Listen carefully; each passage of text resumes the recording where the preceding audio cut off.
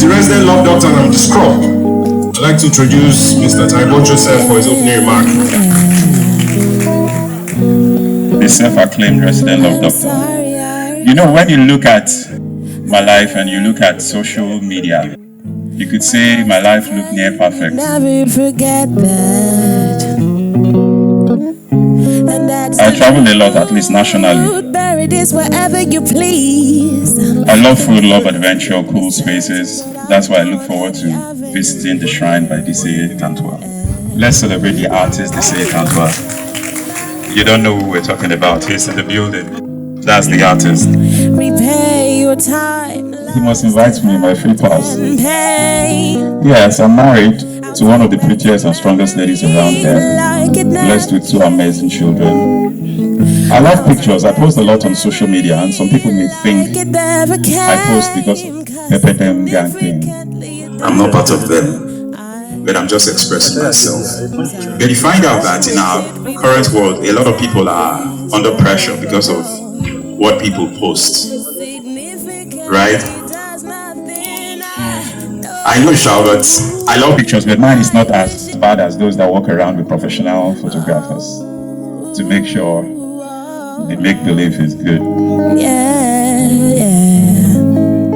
There are days where I'm not 100% and I accept it.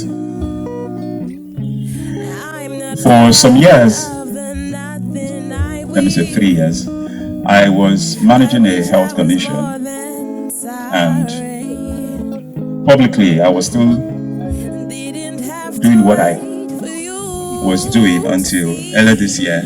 I had to travel.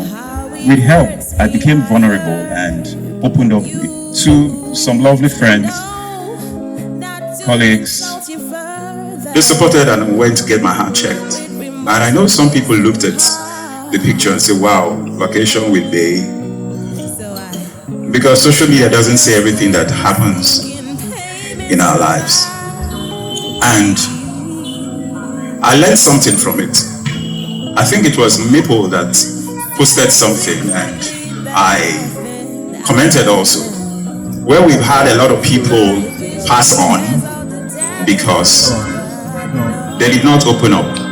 A lot of people have died from things that would have been treated with 1 million naira because there had been this pressure from social media, from our environment, that if you open up, they will carry your matter for Insta blog.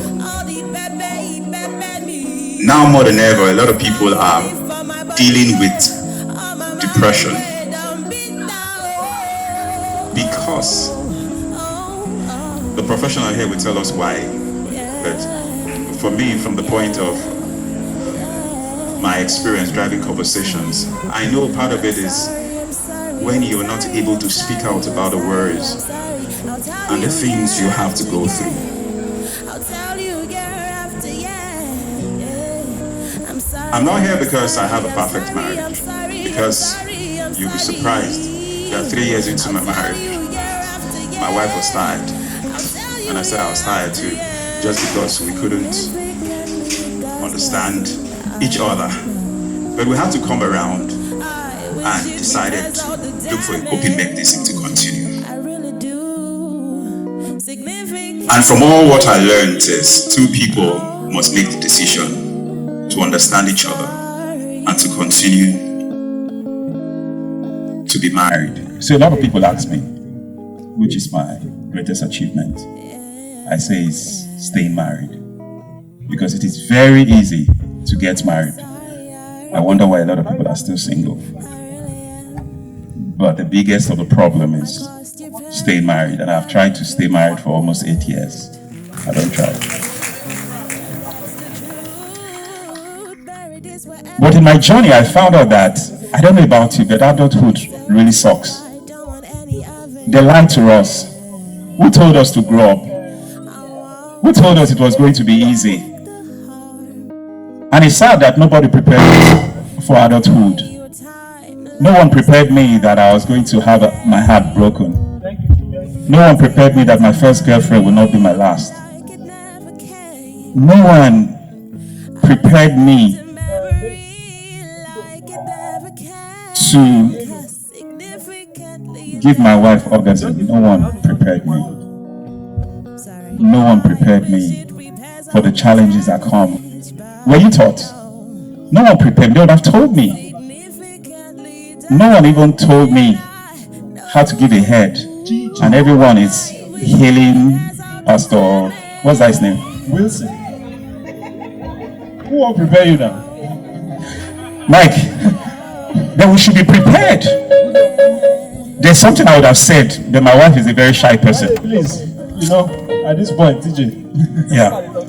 I want to ask, Yeah. is there any way, as a parent, your parents would have prepared you for what you just talked about?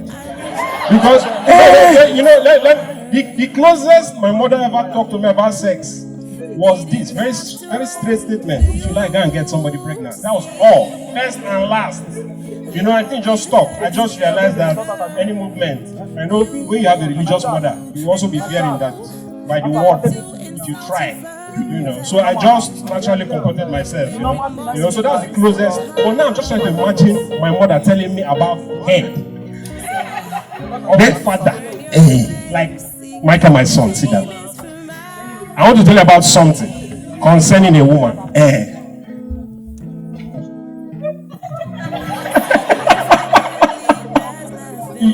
You get? As they don't tell us now, our friends tell us now. Well, that's a point. Or some of us discovered.